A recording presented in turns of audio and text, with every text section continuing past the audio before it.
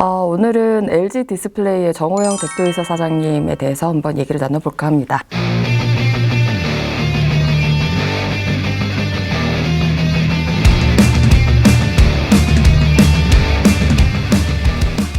특별히 준비하신 이유가 있어요? 디스플레이 시장의 경쟁이 더 치열해지고 있는 것 같아요.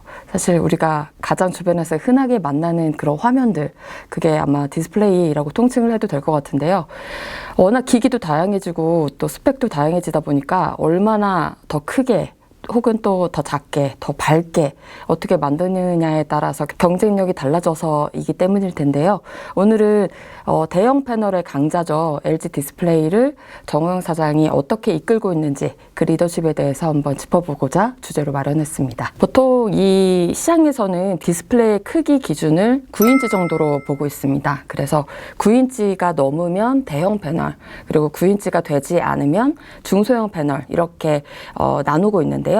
LG 디스플레이 같은 경우는 대형 패널에서 이미 강자로 자리매김하고 있습니다. 전 세계 시장에 있는 그 디스플레이 탑재 제품 10대 중 9대가 LG 디스플레이의 제품을 탑재하고 있는 셈인데요. 정호영 사장은 그러면 소형에 지금 타깃을 맞춘 이유가 있나요? 지금 이 대형 패널 시장에서는 그래도 1위 업체다 이렇게 언급이 되고 있지만 새로운 도약이 필요하다고 생각한 것 같습니다. 사실 중소형 패널 시장에도 진출을 안 한 것은 아닌데요. 상대적으로 대형 패널에 비해서는 약간 길을 못 편다고 할까요? 타사가 워낙 경쟁력 그리고 강점을 갖고 있기 때문에 조금 더 화질 개선이라든지 품질 개선 또 경쟁력 강화를 통해서 중소형 패널 시장도 본격적으로 한번 점유를 많이 해보겠다. 이런 계산이 깔려 있는 것 같습니다. 이건 어떤 분인가요? 정호영 대표님은 지난 2019년부터 LG 디스플레이의 대표이사 사장을 맡고 있습니다. 지난 1984년에 LG전자에 입사를 해서 LG 디스플레이 그리고 LG 화학 등 다양한 계열사를 오가면서 실력을 인정받았는데요. 특히 LG 디스플레이와 LG전자에서 재무 관련된 업무를 많이 맡으셨다고 해요. 리스크 관리라든지 전략을 짜는 부분에서 많이 활약을 했다고 보이는데요.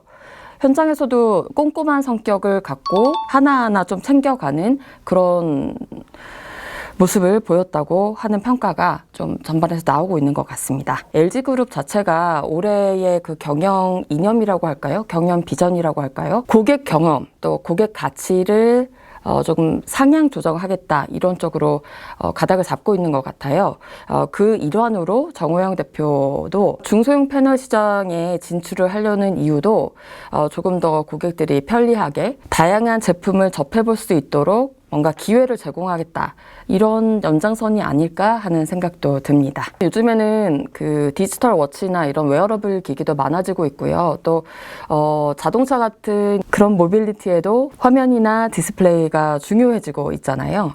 특히 그 LG 디스플레이는 기존 대형 OLED뿐만 아니라 자동차에 탑재하는 POLED라고 해서 조금 더 안전성을 강화한 그런 제품들도 지금 만들고 있거든요. 이 POLED라는 건 보통 우리가 디스플레이를 만들 때 유리 기반으로 많이 만들잖아요. POLED는 플라스틱 기반의 그런 소재를 사용해서 만들기 때문에 충돌이 발생해도 상대적으로 안전성을 확보할 수 있도록 경쟁력을 높인 제품이라고 볼 수 있겠습니다.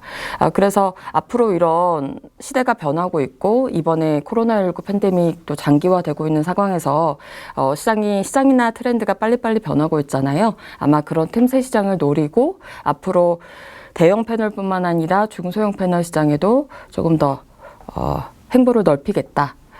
이런 계산이 깔린 것으로 보입니다. 정호영 대표 체제 LG 디스플레이 미래 어떨까요? 정호영 사장이 LG 디스플레이에서 했던 활약이나 그동안에 했던 성과들을 좀 비춰보면 앞으로의 그런 계획도 좀 긍정적으로 봐도 되지 않을까 하는 생각을 해봅니다.